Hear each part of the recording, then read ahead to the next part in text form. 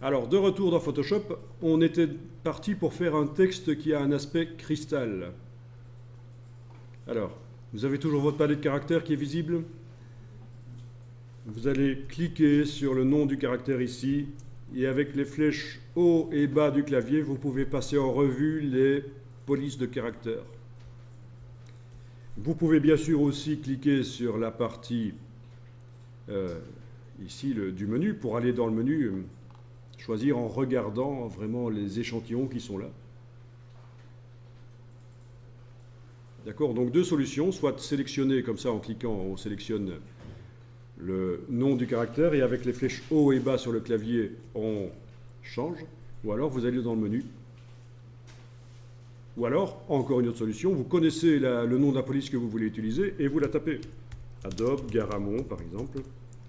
Adobe Garamond Koa Pro, Bold. Ok, on va prendre Bold. Pour choisir la police de caractère, vous avez la possibilité d'imprimer sur papier toute la liste des polices que vous avez avec les échantillons de police qui seront montrés sur le papier.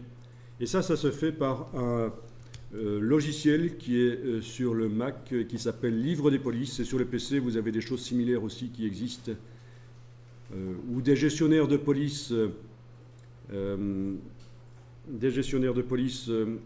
payants qui existent aussi. Alors, Livre des polices, voilà. Ça, c'est une application qui est livrée d'office dans le Mac qui vous permet d'avoir une vue d'ensemble sur les polices de caractère de votre ordinateur, de gérer, en désactiver certaines, parce que les polices qui sont activées, ça prend de la ressource informatique. Donc on peut en activer certaines ou les désactiver. Et ça permet aussi d'imprimer. On a la possibilité d'imprimer sur papier, de choisir sur papier.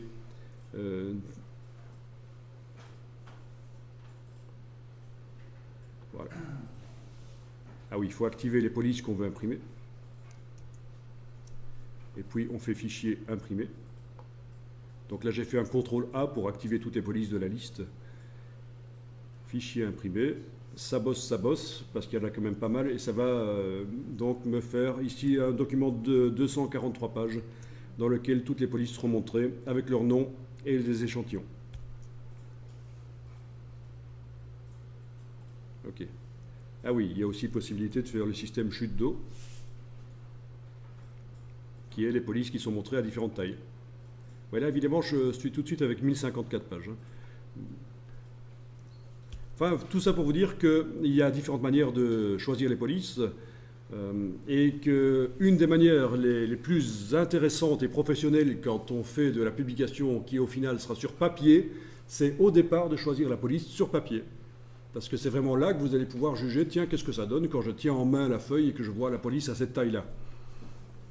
Choisir une police uniquement sur écran quand, au final, ça va être sur papier, c'est pas très sérieux en fait. Il vaut mieux travailler avec un catalogue de police imprimé.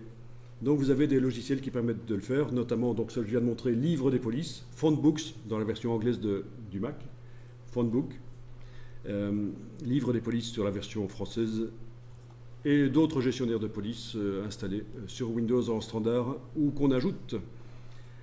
Alors, je vais revenir donc. Une fois que j'ai une police de caractère, ne prenez pas du trop fin, quoique, bon, ça pourrait peut-être marcher, on va voir. Vous avez votre police de caractère et on va voir si on peut lui donner un effet un peu transparent, cristal. Et ça va être l'occasion de comprendre, pour ceux qui n'ont pas encore compris, quelle est la différence entre opacité et fond. Quand vous modifiez l'opacité et quand vous modifiez le fond, ça vous fait le même résultat. Et donc vous ne comprenez peut-être pas trop quelle est la différence. Eh bien là, vous allez voir quelle est la différence.